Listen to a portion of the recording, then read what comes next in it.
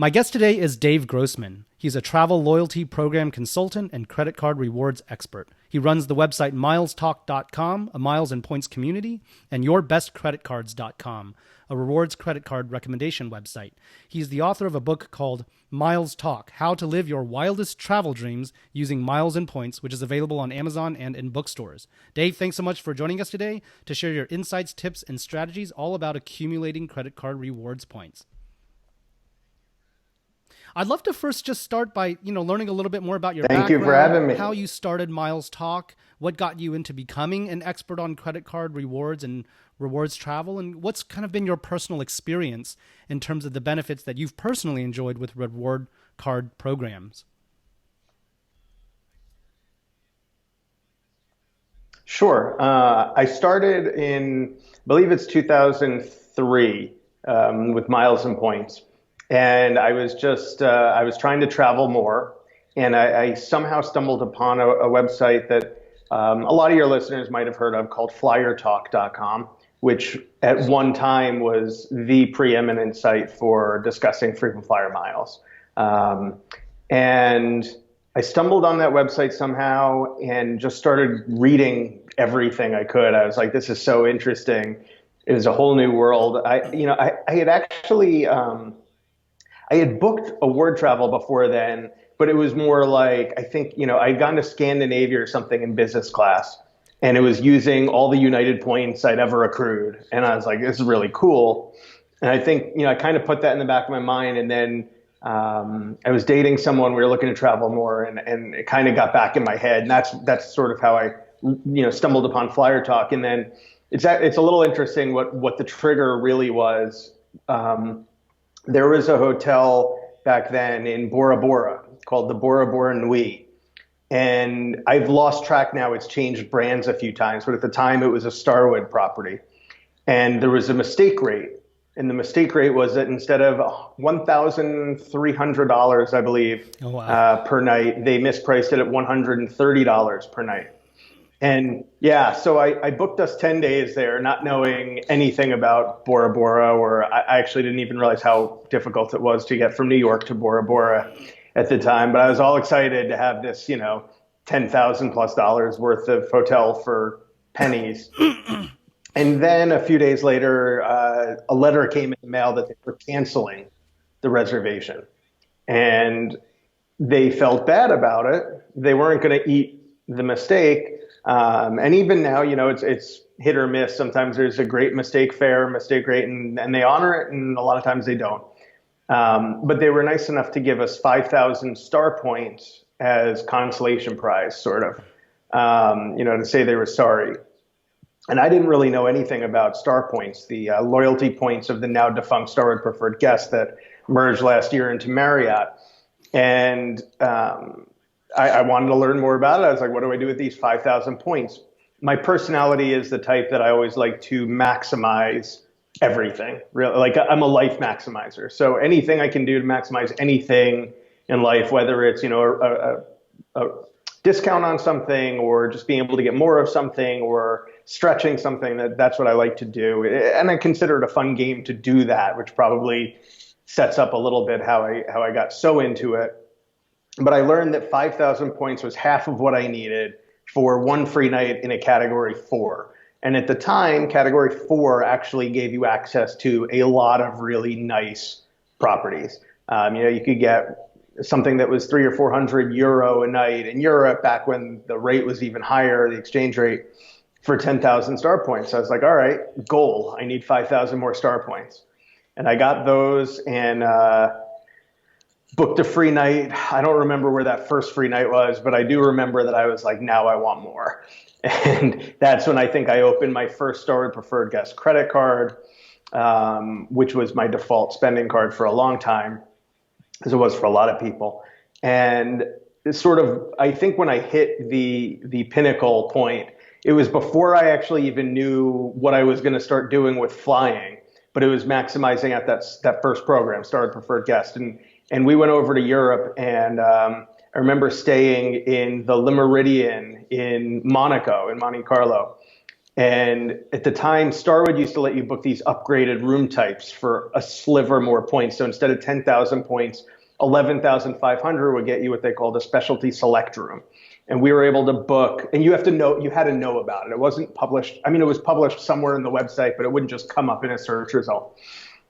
So I called inquiring about that, and I wound up booking us, I think it was a €1,500 a night junior butler suite. And this suite happened to also include free valet parking, which was €70 a night or thereabout, free buffet breakfast for two, which was €50 a piece. So we were getting, $1,700 or €17 a night versus, worth of value for 11,500 points. And to me, that just blew the gates wide open because I was like, oh my gosh, like this is unbelievable. So that sets the stage for how, where I sit in miles and points. So there's really two kinds of miles and points collector. One is they just want to get all the points they can to travel as much as they can. And they're fine to travel and coach, and they're fine to stay, at a low end property and just all the nights they can get and all the flights they can get. And then there's the people like me that I'd be fine to just pay for that low end flight or hotel. That doesn't do anything for me. But having the high end experiences that I feel just cost too much. I don't appreciate that difference in level of price, but yet I want the experience.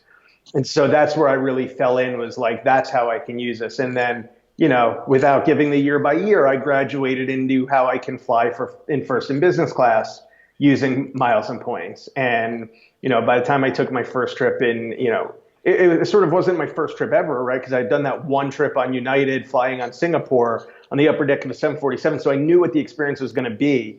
But once I realized that I could actually accrue enough points to do this on a regular basis, that's what changed everything. And now, I do an average of 2 international business or first class trips every year, all using miles and points. I've only ever paid for one business class flight internationally in my life. And that was a couple of years ago when there was just a huge fare sale. And for $1,600, I was able to get a ton of elite qualifying miles. And so I felt it was worth it. But other than that, I mean, probably hundreds and hundreds of thousands of dollars worth of free travel over the years. They had some amazing deals, and definitely the points there were worth a lot. So you've seen how travel rewards incentives for credit cards, you've been doing this for a while, and these programs have definitely changed over the years. They tend to get more restrictive because more and more people catch on and learn about it. What are the ways that you've seen that points programs have changed in recent years, and what should we be anticipating in the future, short term and long term?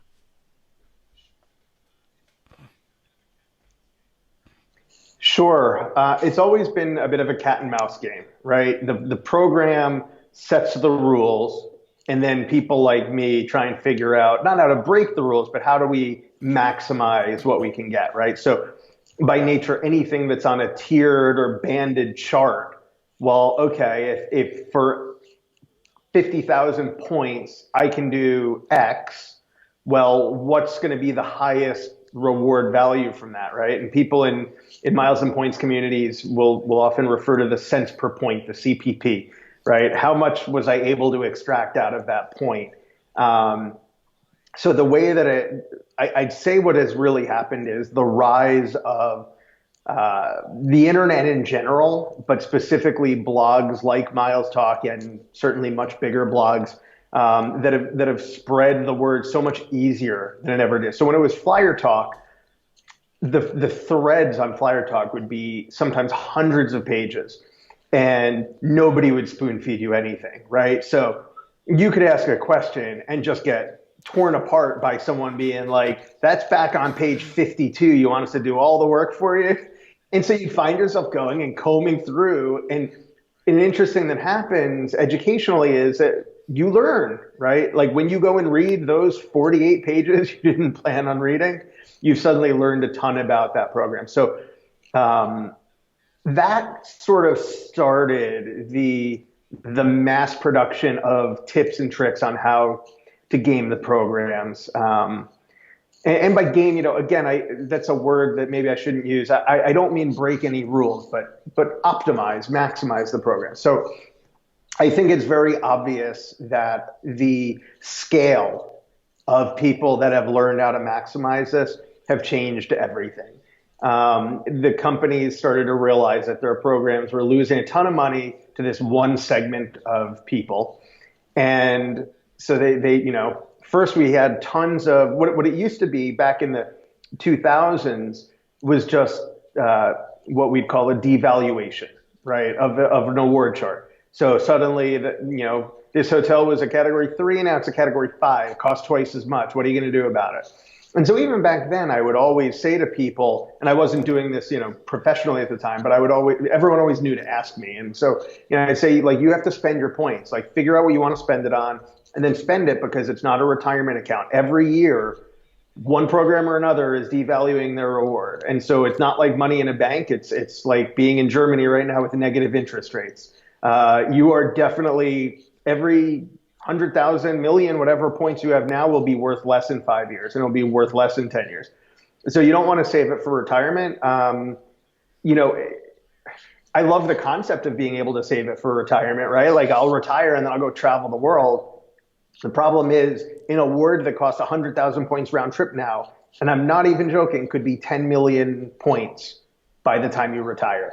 So that's the sad reality. And so you need to have the experiences, and maybe in 2 years you'll be, I wish I had more points now because there's still this other thing I want to do, but you already had the experience. So bank the experience. The biggest trend that just pains me so much, and it's just getting worse and worse every day, is what you'd call revenue-based redemptions.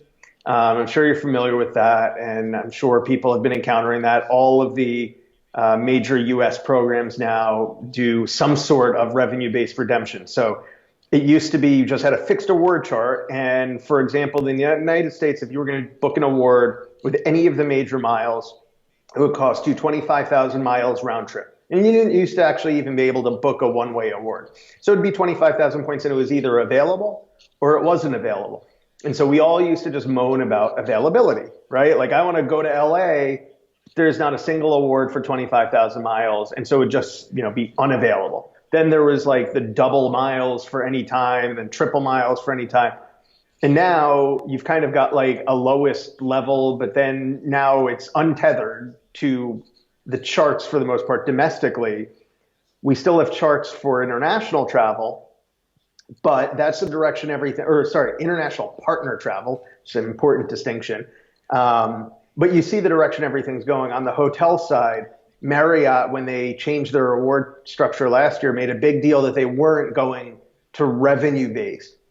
But by the time we were all done, we found out that this new low, medium, and high award was going to be sort of dynamically resetting itself on a regular basis. So I can search for next April today and get quoted 300,000 points for something, and then search next week and get 400,000 points. So it's semi-dynamic.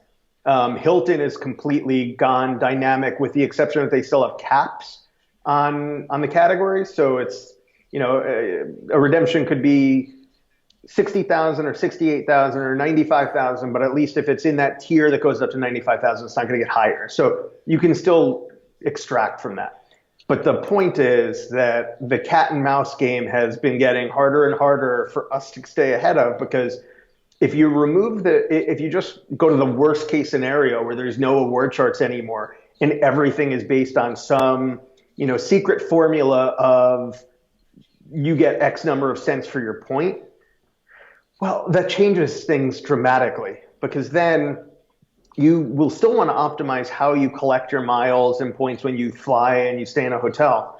But are you still going to want credit card points if everything is just on a fixed amount? Because at that point, aren't you just better having cash? And I think that's the discussion that happens in this industry now is which is better, which is worse, because for an average customer that doesn't want to do any work, they actually like revenue based. Suddenly now that United flight, they can get it for 5,000 points. They're just not noticing that it's only $59 for the flight. And so they feel like they're getting more because they can redeem more often. They're not looking for availability. But the people like me, it's definitely diminishing returns, because I want that business class flight. If they're just going to peg the value to a fixed cents per point, which is going to be less than 2 cents, well, then I'd rather just get 2 cents. So that's like the push pull, and we just kind of have to keep seeing how it evolves. Like if they don't see a Yeah, decrease I in guess program usage, then they're going to historically keep pushing it this the way. the real value in redemptions were international, business class, higher end hotels where there's almost kind of like an arbitrage opportunity where the cash value was really high, but the point value was kind of set in tiers. But it sounds like you're saying there's this industry shift where the points you are required to pay are going to be directly linked to how much the thing would cost, which will take into account, class and seasonality and things like that. So there's just like probably less, it's just more efficient and there's less opportunities, it sounds like. That's exactly right. If a ticket is $3,000 and it's going to cost you 200,000 points, then you're getting 1.5 cents, right? So there's still opportunities there. I want your listeners to know there's still tons of opportunities right now. Right now, you're still able to both use your domestic miles to travel on partners in first and business class, and by getting transferable points like Chase Ultimate Rewards or American Express membership rewards, you can still find the opportunities. A lot of times it's using foreign programs right now. Like Avianca, a program based in South America. There's no reason you would ever collect miles in it, but they're a transfer partner for most of the programs, and they have some really good redemption opportunities. On the minus side is you start learning these other programs, and then you also might learn what a nightmare it is to deal with some of these companies outside the United States when something doesn't go to plan. So it's more work, it's more effort, it's still very doable. I am still doing it just as much as I was before, but it's more effort. And I do worry about, if every airline were to go revenue based on every possible redemption, Sure. that this hobby would for not be folks who are in very the much accumulation anymore. phase, what are your top 3 or 4 strategies that you would advise someone who wants to optimize their credit card applications and accruals, but doesn't necessarily have deep knowledge of these strategies? What are like the most important things to keep in mind?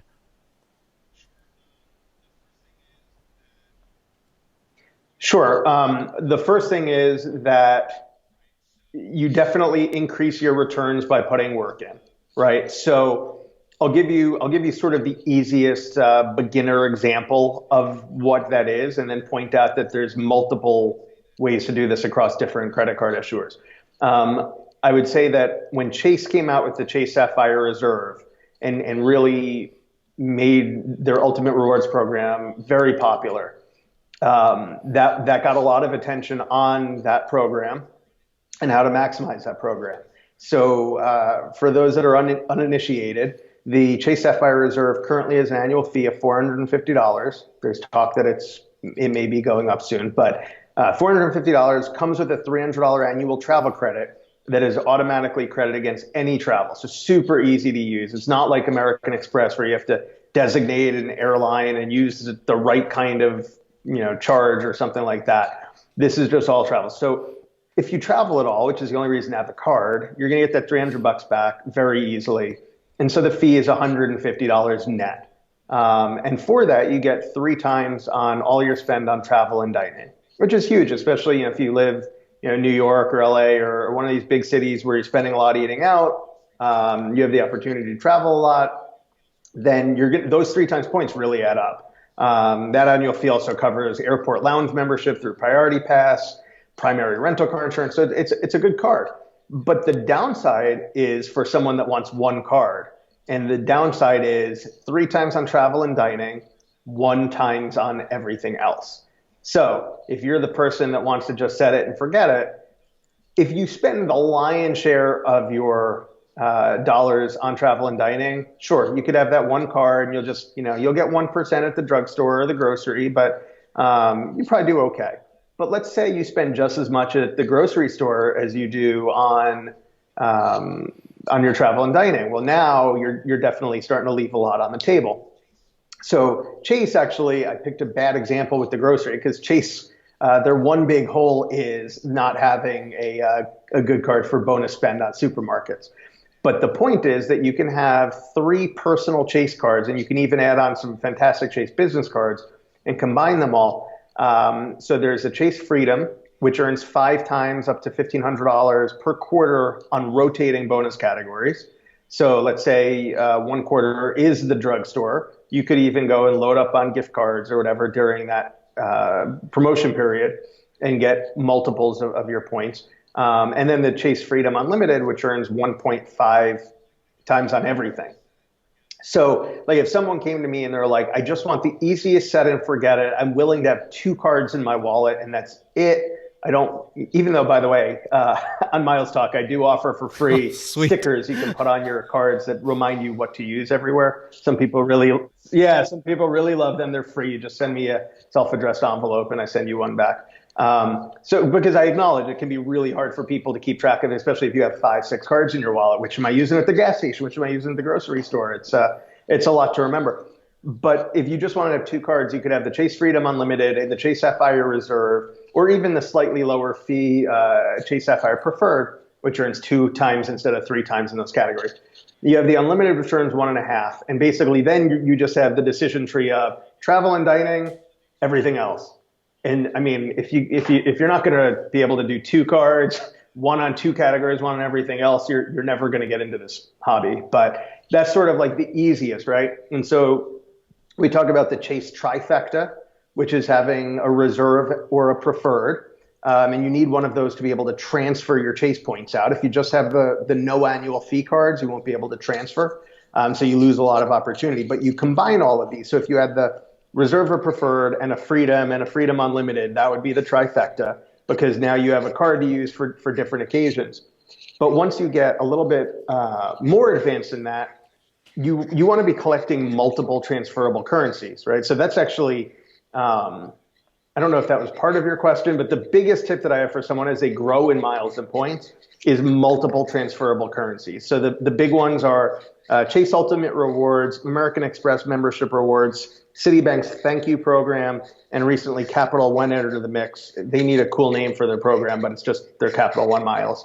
So those are 4 programs you could be using for transferable points. Pros and cons to each. But I, for example, have a pretty solid balance in all of those programs. And so when I want to take a trip, I mean, and I don't expect people for the most part to put this much thought and effort into every trip, but I'm going to work backwards. Like, okay, if I'm going to Poland, I don't know, pick a random place. Well, Lot Polish is Star Alliance. So I'm immediately thinking, okay, well, what is the best program for Star Alliance? And so I might choose to use my United miles if I've been collecting them. But if I haven't been, I might want to use Aeroplan, although they might have a small surcharge for that lot flight. So then I might consider using Avianca miles, slightly more miles, lower surcharges. It's like sky's the limit, right? On the puzzle to where you want to go. So the more transferable currencies you have, they transfer to different airlines. That gives you the most opportunity. The worst thing that someone can do, conversely, is to have one credit card that's tied to a hotel or an airline, right? Because let's say you just had one airline credit card, so they're in one alliance, maybe they have a couple other partners. Well, let's say they were in One World, and now I want to go to Poland and lots in Star Alliance. Sure, I can connect. I could get on British Airways or American and do a connecting flight, but my only opportunity for a nonstop is going to be on Star Alliance. I can't.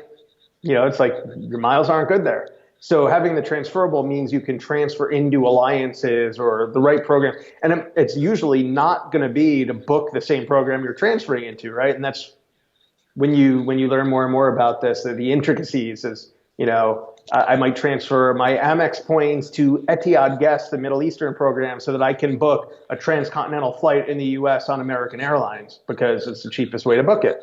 And you're never going to think about that until you get to a certain point in this. But those are the arbitrage opportunities that, any of your listeners that are super into maximizing finances. I mean, this is the same thing, right? Like I refer to these as transferable currencies because they're worth what they're worth, in different ways as you transfer them around and spend them. So, the first tip is know that there are multiple transferable currencies. Know that different cards give rewards based on bonus categories. and know that the more cards you're willing to That's have in your awesome. wallet, the more you're going to be So able to what are maximize your some ways spend that folks overall. can get smart on sort of the example that you gave, right? Like knowing what transferable currency to use, knowing where to transfer it, and knowing that you might actually get better value, not redeeming on that transfer partner, but on using it with a like a partner provider, like you transfer to Etihad, but you want to fly on American. What are ways to learn about, like the most efficient paths for this type of thing?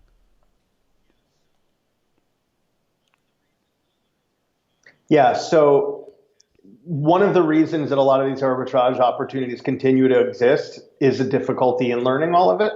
Um, the more there are certain examples, I won't take the time, but there are certain examples of really good arbitrage opportunities that have existed over time, that when enough blogs talk about it, it either vanishes completely or they raise the prices. One good example, I mean, just real quick to give an idea, is that on Etihad, in the Etihad guest program, one of their partners is Royal Air Morocco. And up until recently, you could spend 44,000 Etihad guest miles, and you could fly from the U.S. to Morocco and then on to any of their destinations in Europe, and it was just capped at 44,000 points. So you could get a lot of hours in the air and business class for those 44,000. They recently announced a new destination. I believe it was in either China or Russia, but it was a really far flight. And all the blogs are like, oh, this is going to be an amazing opportunity. You're going to be able to fly 14 hours, 15 hours on this one award. And then within weeks, they made it so that now you have to pay 44,000 miles to Morocco and then another 44,000 leaving Morocco. I mean, you could pay less if it's a short flight on the second flight. But, if I would say that if there weren't blogs talking about it, there wouldn't be enough people that figured it out, and it would just stay there. So now that's to say the only way that you learn about this stuff, I mean, there are people that have put out various kinds of charts, but there's just so many partners and so many different variables and opportunities, and different for coach or for business, and which airlines can book in first class. And there is nothing that I know of where you can really just, here you go. But there are definitely tools. Like there's a website, it's not completely up to date right now, but it's called Award Hacker. And you can type in 2 destinations and it will show you the programs that fly there, and then which programs you can use to book those. So, there are tools. I'd say the best thing, honestly, is Facebook groups like the Miles Talk Facebook group, where someone just goes, I'm trying to go here. And, what's the best way? People do love to share their knowledge. And so that's how you learn. I've actually gotten into the habit on the Miles Talk group of running Trivia Tuesday. And so every Tuesday I post trivia questions that are designed to help people understand the opportunities they can unlock in miles and points that they probably don't know about. And so the trivia can be as simple as, you want to go to this place on this airline, what is the best program to book it with? And you'd be surprised, people know, but it's a small subset of people that know, but people definitely know. And there are people like me that want to put in the time to learn it.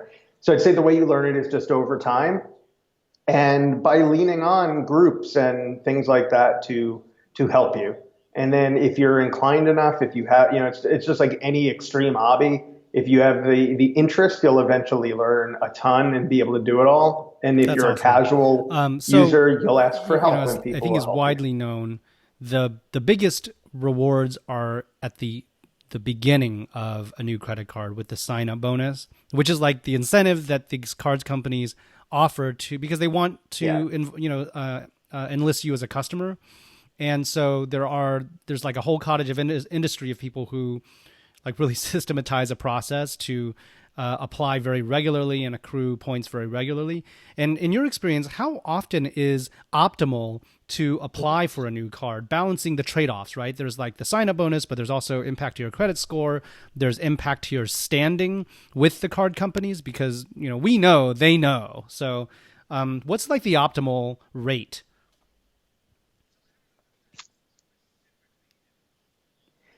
So I don't know that there's specifically an optimal rate that I could say as like a specific guideline.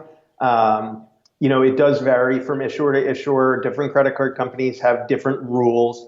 The most famous rule, of course, is the Chase 524 rule, where they won't approve you for a new credit card if you have opened 5 or more credit cards with any issuer in the last 24 months. Um, so there's a couple of things to think about. One is obviously where are you at right now with your credit needs? If you're about to go apply for a mortgage, I would pretty much hang back on cards. You could still get a couple of cards in a year, and that's not going to hurt you whatsoever. I would not go crazy if you are going to be applying for a mortgage. If you already own your house and you know that you're not sensitive to your credit taking a hit, I mean, you could easily do one every couple of months. Going different issuers. I think sometimes you'll find that one of these cards you get thinking you just wanted the bonus turns out to be a really good card, and you'll actually wind up spending a lot on it. I will say that the best thing is if you are a business owner or even have a little side business, that will make you eligible for business credit cards. And business credit cards are sort of the big secret, the big open secret, for two reasons. So when you apply for a business credit card, and there is an exception, the exception is Capital One and Discover. So ignore this. If you're talking about one of those two issuers, it works just like a personal card. But if you're talking one of the other card issuers, so Citi or Chase or American Express or Bank of America or Barclays, it will count as a hard pull, but it will not go on your personal credit profile, right? So if you don't have that option available, and you can Google on Miles Talk business credit cards or on Your Best Credit Cards. Actually, if you go to yourbestcreditcards.com and you just click on business credit cards from the top, what kind of card you want. I have a whole thing about business card eligibility. Even if you sell some stuff on Etsy or eBay or something, you're eligible, and you probably don't think you are, but you are. So if you do that, you have a huge extra range of cards that you can choose to apply for, oftentimes with bigger bonuses than the personal cards. But on top of that, now they're not going to report to your personal credit profile as a new account. And that's obviously super important. I know your world is finance, so you get this. It's if you're opening cards very quickly, even if you're just trying to accrue points, it can look to the credit issuers like you're a bust out risk, right? You're rapidly increasing your available credit. And they don't like that in some cases. These banks have been known to issue you 5 or 6 cards and then decide that you're really risky and close every single one of your accounts without any discussion, which is, the worst thing that can happen. So you definitely don't want to go too fast. I just can't tell you exactly what too fast is, but certainly new accounts are a lot worse than the hard credit pulls, right? Like even if you were pulling your credit every 6 weeks, a hard pull. So you'll lose 7 points, maybe 10 points the next time if it's too close. It'll bounce back. You wait a few months, it'll come back. But if you have 12 new accounts in the last year, that's going to drop your score rapidly. So that's what I would want to stay away from.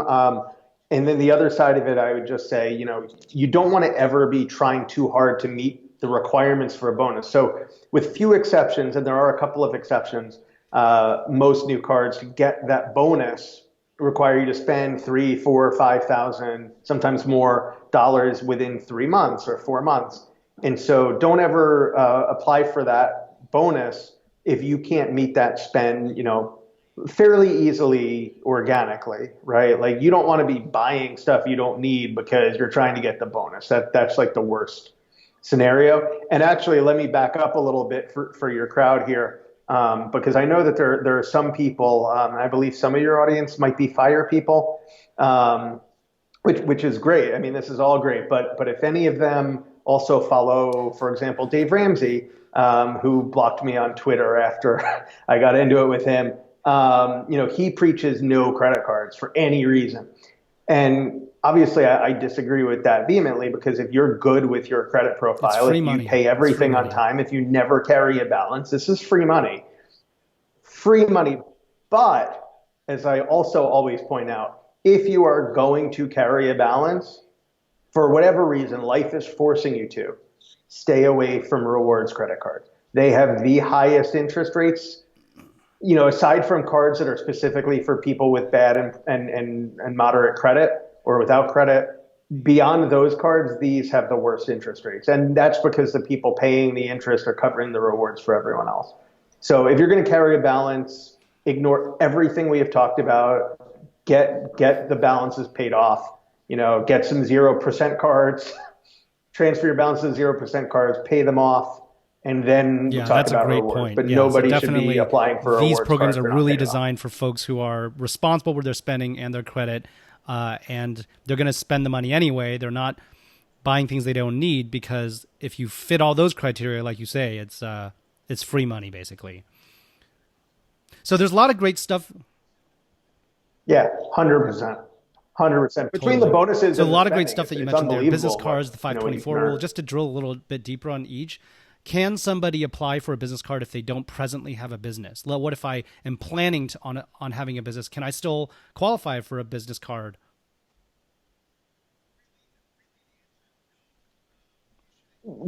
Really, the answer is no. You should at least have your business up and running. I mean, it's a little bit of a gray area. I think there are some people that would say, you could put down your anticipated first year income. I'm not going to come out and advise that, because I do believe that the letter of the application is actual income. Now, the minimum income to be eligible, though, it tends to be pretty low. I think I've read for American Express it might be $1,000 or at most $2,000 in revenue. So, make a couple of sales and then you could apply. I think it just makes sense to kind of do things Yeah, the legit way. totally. It's just the path of least trouble. But it doesn't take much to get going. A lot of people, and again, that's why I say go to yourbestcreditcards.com and read the section about business credit cards, because it is so Is much the easier than application or people approval realize, process right? Like a different side for a business hustle card definitely versus a counts. personal card?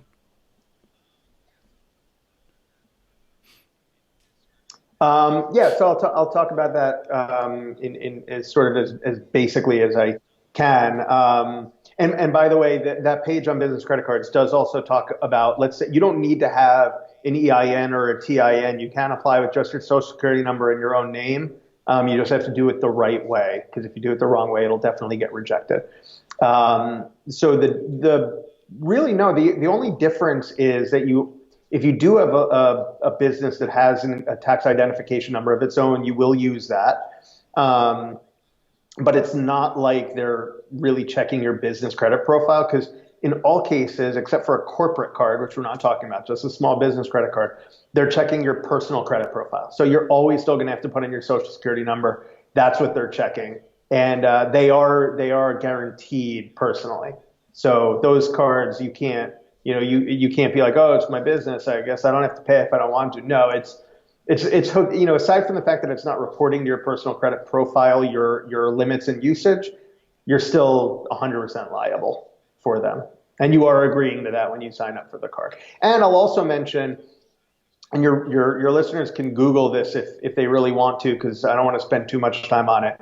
There are certain federal protections mandated on personal credit cards in terms of disputes and whatnot that you don't technically have on business credit cards. The consumer acts don't apply. In practicality, I've never encountered a situation where I didn't get just as much protection out of a business card. Yeah. But by the letter of the law, on the there are differences. 524 rule, that's worth knowing. when Chase introduced that, the blogosphere like exploded, threw up their arms in the air. But then as folks started actually having experience with it, there was, I remember reading comments that there was like, at least starting out, it might have changed by now, but the enforcement didn't seem consistent between people. Maybe the business cards was part of it, but people were reporting like different experiences of like how consistently it was enforced. What has been your experience, or what have you heard regarding how it's actually enforced? Yeah, I think that confusion probably came from, at the time, there were certain cards that were not subject to 524. There were co-branded credit cards. The Hyatt credit card, for example, would not have been subject to 524. And so the confusion, it was actually, if you knew the rules, you knew the rules. But the confusion came from the fact that, someone could be declined for a Sapphire card because of 524 and then be approved for a Hyatt card. And then be like, oh, I guess Chase just likes me today or something. But no, it was because there was a carve out for those cards, I believe, and I'm obviously not privy to the actual information or terms, but I believe there were probably carve outs for these co-branded cards to not apply to 524, and then the carve outs expired. I can tell you right now, the 524 rule applies to every Chase card. And I think one source of confusion for some people is how it's applied. Not in terms of being applied differently to people, just people not understanding how it's applied. So the business credit cards present the most confusion for people. If, let's say right now I am 424, okay, I've opened 4 personal cards in the last 24 months. And then I go and apply for the Chase Inc. Business Preferred.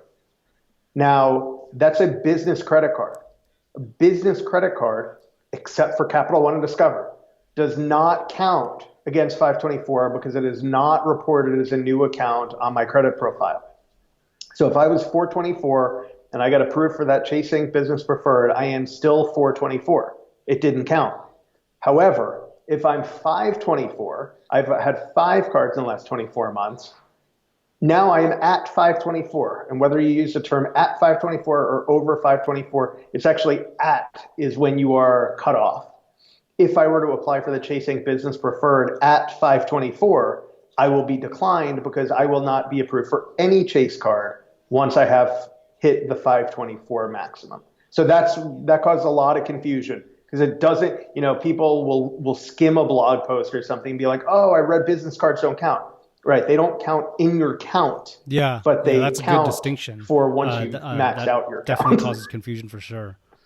Sometimes, you apply for a card, but you're not approved right away online. Maybe you get a message that says, further review is needed, and it could take a couple of weeks. But maybe you have some travel planned that you're gonna be spending, or you're gonna buy new TV or whatever it is, and that you can easily meet the spend requirements, and that's a good motivation, a legit motivation to apply for a card.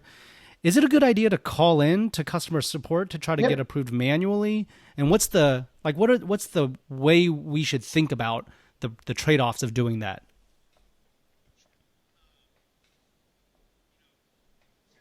Sure. Since we're talking about all above board stuff, I'd say there's no reason to not call. For a certain subset that we're not discussing that are trying to game things, which again I do not condone. You would most likely not want to call because you're kind of putting eyes on your application. But for the purposes of what we're talking about, there's no real reason to not call and see what's happening. So what you're going to want to do. First of all, most of the credit card issuers have an online application checker where you can go in, you can type in, you'll get an email or on your confirmation screen an application ID, and you can go and plug that in and see what's going on. I would definitely not call with certain exceptions. I'm not going to call right away. I'm going to let the system do its thing. But if in a few days it's still showing as pending, you can certainly call and say like, hey, I noticed my application is still pending. I'm just wondering if there is something in your system that you need to verify or whatever. I've had a lot of instances so I moved a year ago for the first time in 17 years, and that caused me some issues because there were address mismatches. I know I applied for a city card a month after, and they couldn't match up the address, and it was rejected. But I got it straightened out on the phone with them. So what you want to do is you Google the name of the card issuer, so Chase or Citi or American Express, and reconsideration line. And that'll get you lots of different blog posts that, are spelling out the current phone numbers. They sometimes change from time to time, but you'll be able to find a number that you can call. Now, for example, chasing business cards often are they're very notorious for not approving you on the spot. So all of my recent I have all of the ink cards now, so I won't have to do this again. But along the way, certainly I had ones that were not approved that I had to call for manually. And there's two things that can happen. You can sort of it can just be a manual review because of any sort of information mismatch, or it might be that they feel like you have enough credit from them. And a lot of times they'll give you now, again, issuer rules vary widely.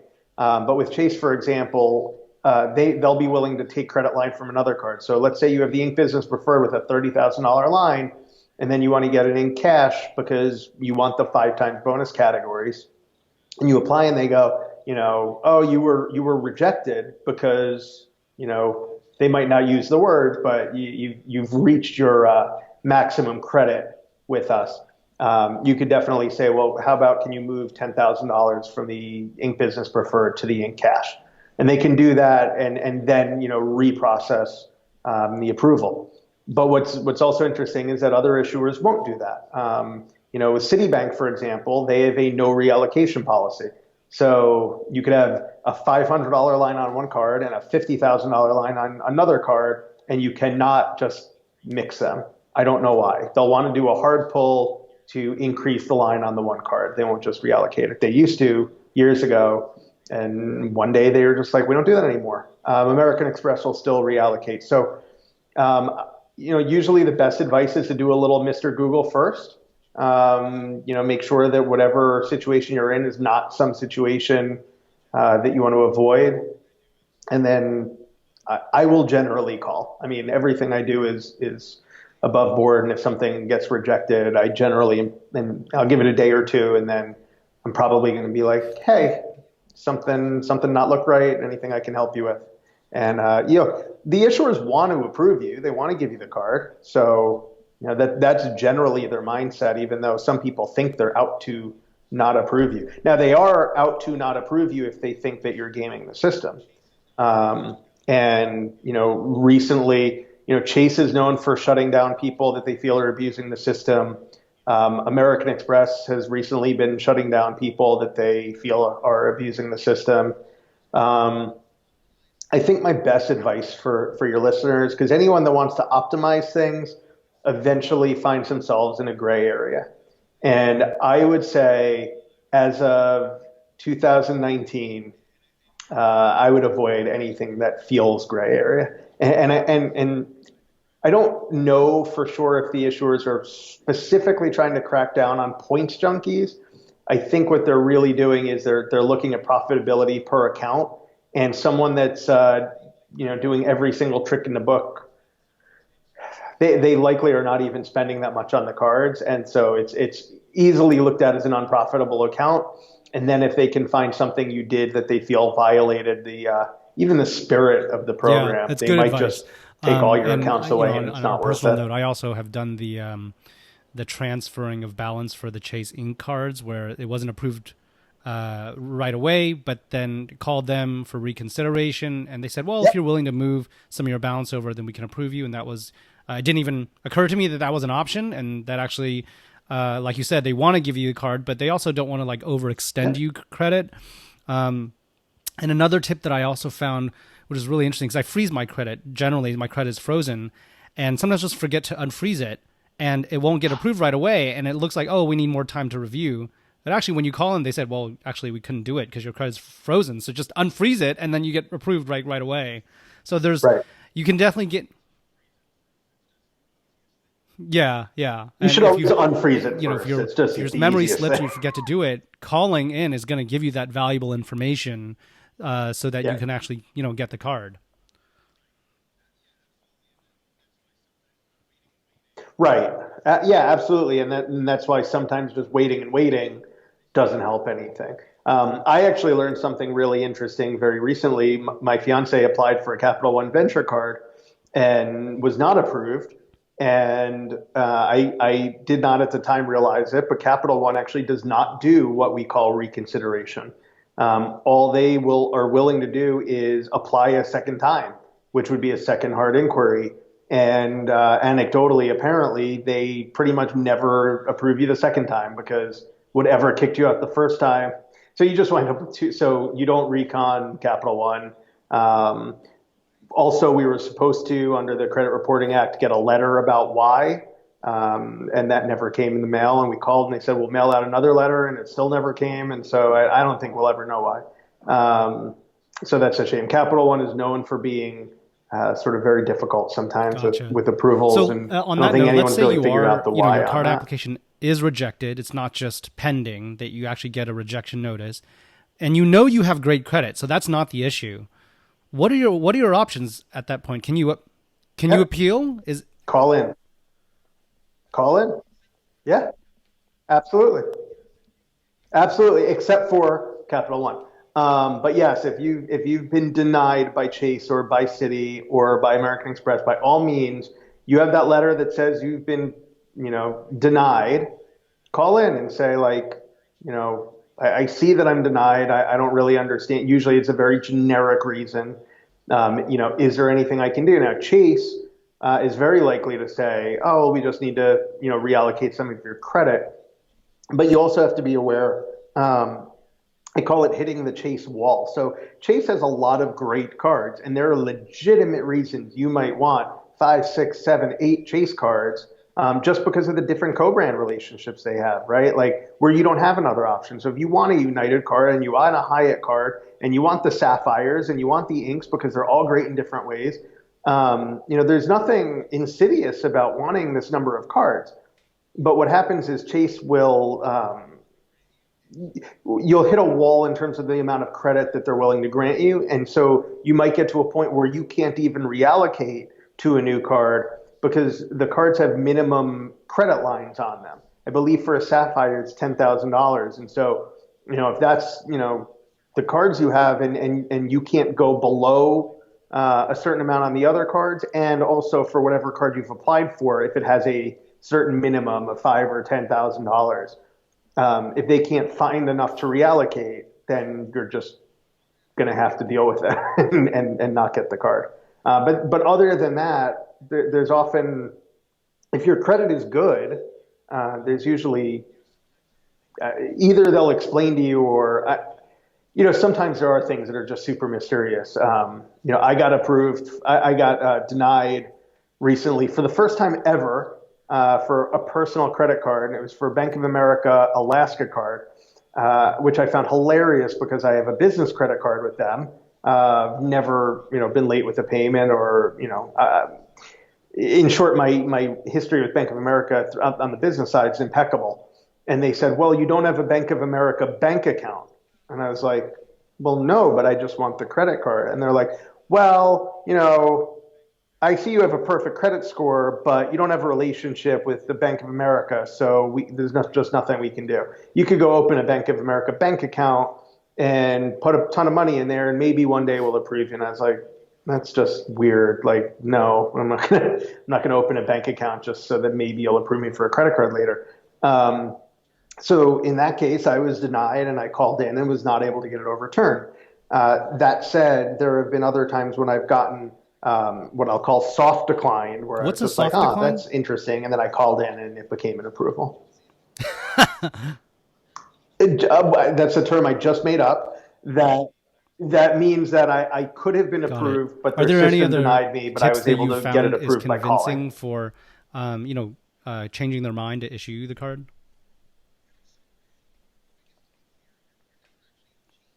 No, so I guess to be clear, you're never actually going to change their mind if they have an actual reason for denying you. But for example, when Citibank, I guess I'm making this a term now, soft declined me for a card right after I moved. It was only because the system got tripped up by my address.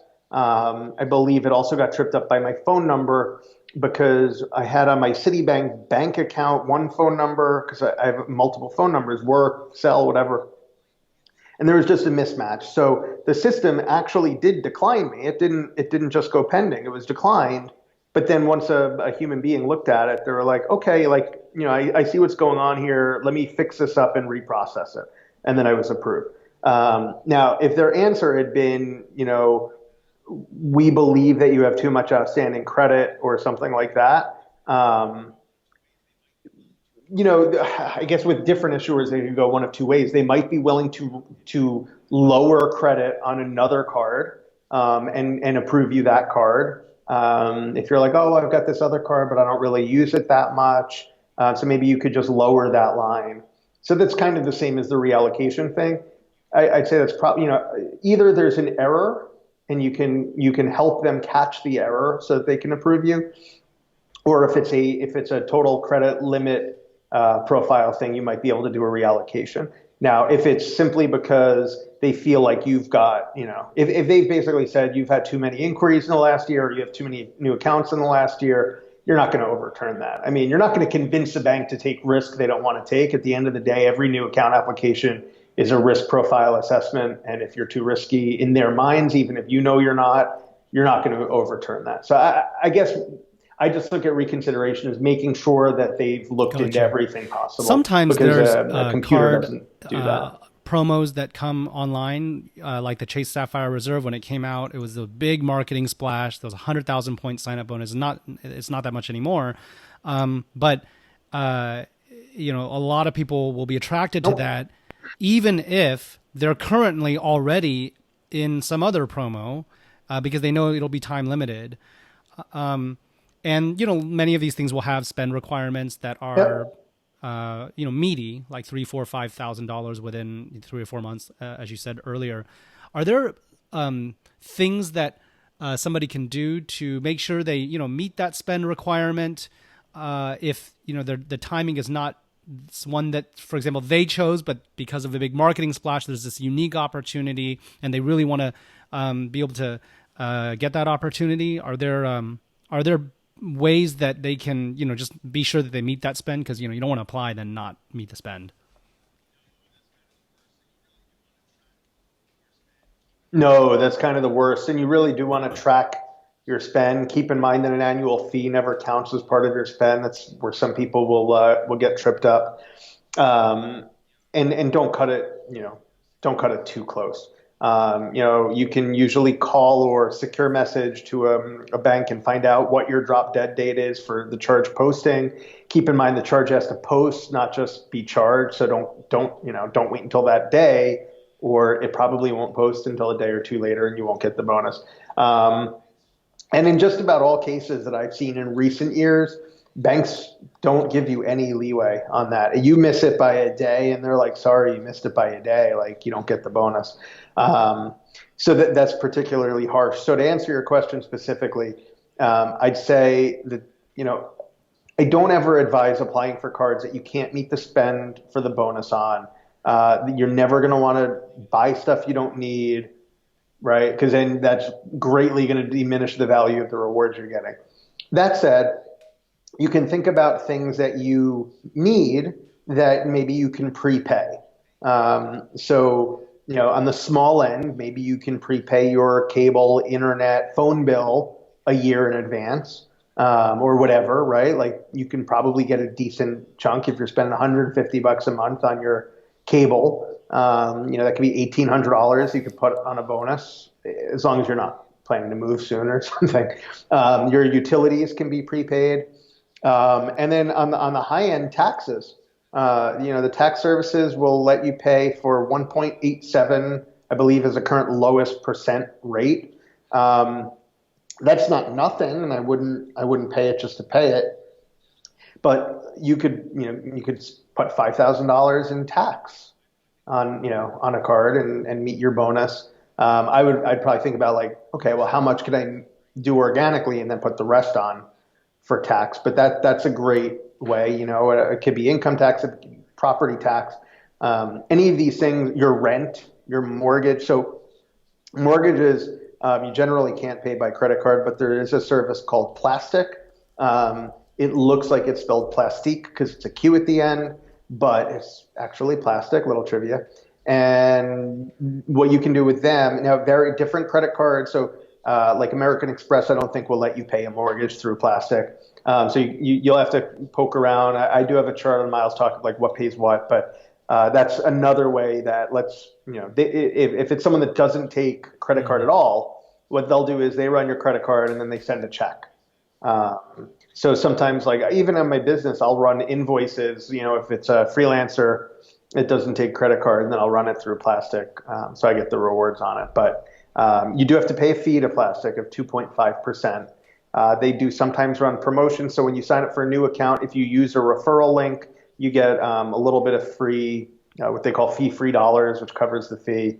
And as you refer other friends, you can get fee-free dollars. And then they often run promotions where, pay X amount and we'll give you a matching amount of fee-free dollars. So that can get the fee down from 2.5% to 1.25%. Okay, awesome. Those are the kinds of ways as you mentioned that also that earlier, I would recommend. many cards that are solid cards have annual fees. The Reserve has a pretty pricey one, $450, but you get that 300 travel credit back. When are fees for a card worth it in your view? And are there any rules of thumb that you personally use to determine when to keep the card versus close it before say before the first year anniversary? Yeah, that's a fantastic question. So actually, in the Miles Talk book, I have a worksheet, and I did publish that online on the Miles Talk website. So if you go to Miles Talk and you, in the search box, type in, "Is that annual fee worth it?" That'll give you an actual sheet you can print out. And what you're going to basically do is you're going to look at the primary benefits of the card and assign a value. So that value might be a fixed value if it's a fee credit or something like that, $100 airline credit, and you're like, okay, well, I use that every year, it's worth $100. But then look at the other benefits and assign a value, and then it's very simple. Am I exceeding that value with the fee? Now, what you do have to factor in sometimes differently is the earn rate of a particular card, right? So like that worksheet really looks at the benefits you're getting for the fee, but like from the Chase Sapphire Reserve to the Chase Sapphire Preferred, the net fee difference, at least right now, while it's $450, between that and the Preferred, after the travel credit, is $55. And for the $55, you get the priority pass, and you earn an extra 1 point per dollar on travel and dining. So you can kind of figure it out either way, right? Like you might value the priority pass at least $55, and then it's worth it. Or you can do the math on that 1 extra point per dollar and what your break even is. So for every card, it winds up being different. And the rule of thumb is as simple as it sounds. Like I can't actually overcomplicate this. If you get more value from the fee than you would otherwise get, then it's worth it.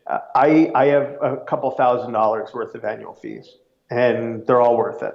And they're worth it in different ways. So, for example, the Citi Prestige card comes with a $495 annual fee, but it has a $250 annual travel credit, and then you can get the fourth night free on a hotel booking. Now, you used to be able to get any fourth night free, and it was actually the most mind-blowingly amazing card. But they have changed that now where you have to book it in a certain way online. It's like a Priceline rate. You don't get any elite status benefits. You don't get any, your status recognition. You don't earn nights. And so it's a little crappier now. But if you even use that once per year still, right? Like let's say you're staying at a boutique hotel in the Caribbean or something, and you book that fourth night free and you save $300. Well, now $300 plus $250, I got $550 back for a $495 annual fee. I'm ahead $55, plus that card earns 5 times on restaurants. So, they're often worth it. A lot of the co-brand hotel cards, for example, the Marriott Bonvoy cards come with free nights annually. So if the annual fee is $95, you're like, I don't even spend that much on this card, but you're getting a free night every year. Right now it's a category 5 up to 35,000 points a night. I have routinely spent those for $250 plus worth of room. I'm ahead $150, even if I don't use the card the rest of the year. So you could easily be paying a lot of annual fees and getting something for it. That said, there are other cards that have virtually no benefits, not great earn rates, and still have an annual fee. I don't know why people would keep those. So the long story short is that in the last 5 years, I'd say that there has actually been a race upwards in terms of annual fees. Different card issuers really testing what they can get in terms of annual fees. I believe the Amex Business Platinum is now $595. And but they try to add more benefits that they kind of hope you won't use in exchange for a fixed extra fee. So the trend has actually been up in annual fees, and I believe I don't have it printed out in front of me, but I believe I read a study that said that American Express was finding a larger percentage than ever of their card members were currently paying fees and willing to pay fees. So there is a misconception, and I will say I was guilty of it before I was really in this game, which is like, I'm not paying an annual fee. I charge a lot of money on my credit card, and the credit card company should be happy that I am giving them all of that revenue. Right. So that's a great way to have your head in the sand and miss out on a ton of, ROI on the annual fees. Like, they know they're recognizing the revenue, but if you know you're going to recognize more revenue, then it's a net win for you. So big piece of advice is do the math on the annual that's great fees advice. and It's kind of don't like assume that you're a too race good between to pay you and the them. card company to see who can earn more of the revenue. If you decide to close the card, Yeah, basically. before the 1 year anniversary or even after it, what are best practices for closing the account without getting into bad standing or getting blacklisted by the card companies because maybe they see they view you as unprofitable or they view you as like gaming the system? How do you make sure that you stay in good standing? Yeah. So there's two things I would say about that. One is absolute rule of thumb. This is absolute, like, just don't break this rule of thumb. When you open a card, you leave it open at least 366 days, 1 full year in a day. Never close it for any reason before then, because it's not like they won't close the card, but that's going to register in their system, right? Because you've collected a bonus, and then, you've essentially said, hi, I just wanted the bonus and that's it. And like, I'm not even willing to put the card in my sock drawer for a year. That's how little I care about what you gave me now. So that's a really important rule of thumb. The second thing is just to talk about like age of accounts. So obviously your total credit history is a big factor in your credit score is how long you have had credit. And so you never want to close your very first credit card for any reason. Now, if you're one of the unlucky ones where your first card was American Express charge card, you can't downgrade that into anything that's fee free. So you're going to be stuck paying, I think the green fee is now $150. I'd advise probably at least just hang on to the gold card, which if you use the $10 monthly restaurant credits at Seamless Grubhub, and the $100 airfare credit, your net annual fee is only $30. And it also earns 4 times on groceries and 4 times at restaurants. So it's a really good card. But you're going to want to hold on to that oldest card. Now, on any other card, what you're going to want to do is you're going to, either use the worksheet or do the math in your head on if you're going to keep it or not. If you're not going to keep it, I would do a little research to find out if there's a card you can downgrade to. A lot of times you can downgrade to a no annual fee version of the card. Even cards that you really don't think has a no annual fee version may have a no annual fee version. An example of that is a Chase United Explorer card. They do not advertise, and you cannot sign up for a no annual fee United card, but you can downgrade into one. So it's a legacy card product that you can downgrade into. Citi has the most liberal product change policy, where you can you don't even have to stay within sort of a themed family of cards. You can have an American Airlines card that you got a year ago, annual fee comes due, and you product change it into a thank you point earning card with no annual fee maybe. So, or like the Citi Double Cash, which is just a 2% cashback card. So there are times where you might earn a nice bonus on one card, and at the end of the year you decide like this fee's not worth it. But as long as I already have the card open, I'm going to convert it to this other card that might, with no annual fee, have some benefits. That's the key, yeah. And it'll also preserve your history. Okay. Are there any other best practices you recommend for, staying in good standing with the card companies and not getting blacklisted?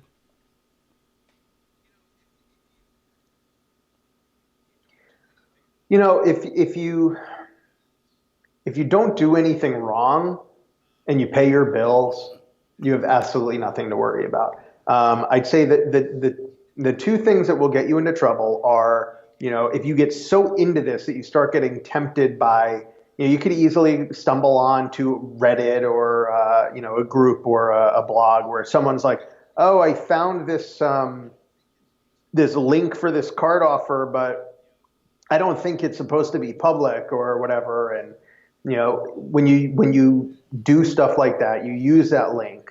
It's a little bit, at your peril, and you just kind of have to know that you don't know what an issuer is doing, and you don't know, like, I don't really think this is happening yet, but there are some people that'll speculate that issuers will put out honeypots, basically because they know that the premise is, again, I'm not saying this is what's happening, but when a leak that's a leak of a link of a card offer that's intended for a very small subset gets leaked somewhere, and suddenly 5,000 people sign up for it. It's not impossible to think that the issuer is going to sort of flag those accounts, because they're likely to be flagged as people that are chasing gaming, whatever, right? Like, they weren't mailed that offer, it wasn't publicly available. So, that's something like, and it's hard though, because when you really get into the hobby, you do naturally want to read everything, and when you see a really good offer, you also want to check it out. But the biggest thing is just knowing that, like, the banks are there to make a profit, and so doing anything that's disingenuous, not putting spend on your cards. Like, if all your cards you're opening and you're getting a bonus and you're never spending any money on it, you're clearly not a profitable company to the bank. So you could figure that one day they might not want you as a customer. I think it's fair to say that with a lot of people predicting an impending recession, banks are, from what I see now, they're sort of preemptively trying to get ahead of the curve on their risk. And so again, even if they're not flagging you as unprofitable, they might flag you for being risky. And so the other thing I would just say is, going way back to earlier in our conversation about how fast should you open new cards.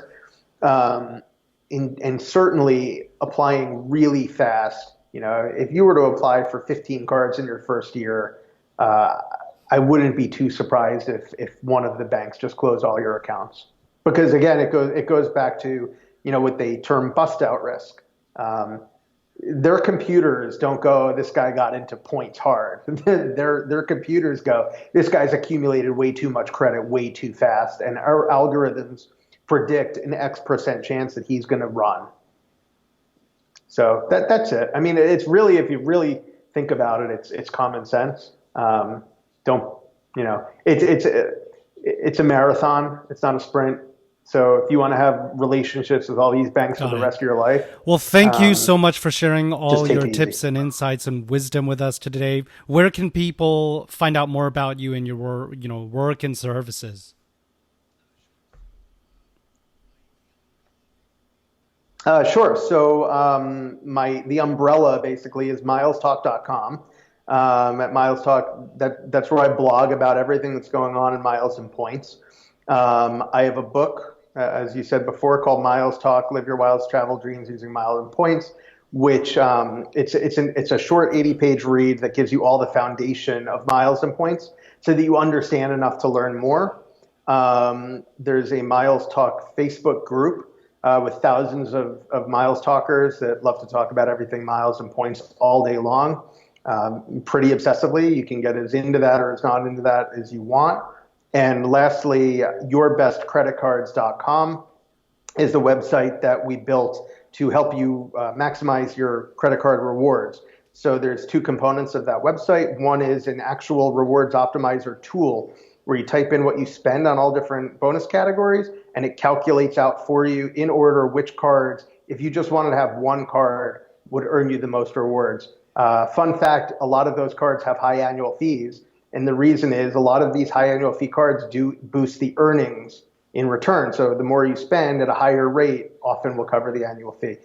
And then the other way is you can actually just search by various things that you're looking for in a card. One thing that we launched very recently is best cards by bonus category.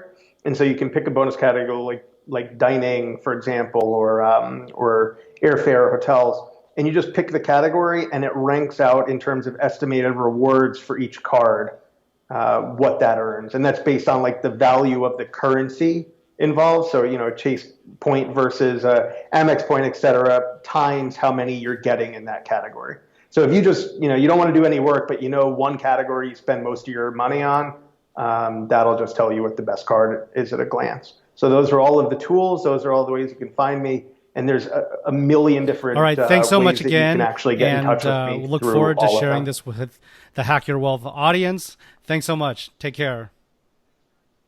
Cheers. Bye. Thanks very much for having me. Bye now.